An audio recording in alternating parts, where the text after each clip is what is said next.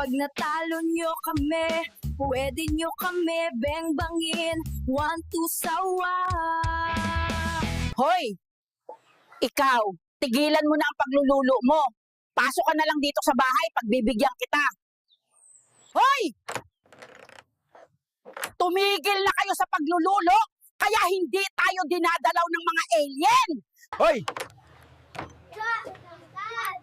Ang ingay nyo! Tumahimik kayo, hindi ako makakonsentrate sa paglululo ko.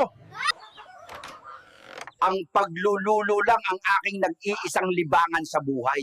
Kaya wag nyo akong bawalan. Ayaw ko sa drugs, kaya lumayo ako sa mga kaibigan ko. Naglululo na lang ako mag-isa. Pare, tigilan na natin ang paglululo. Puro kalyo na kamay natin.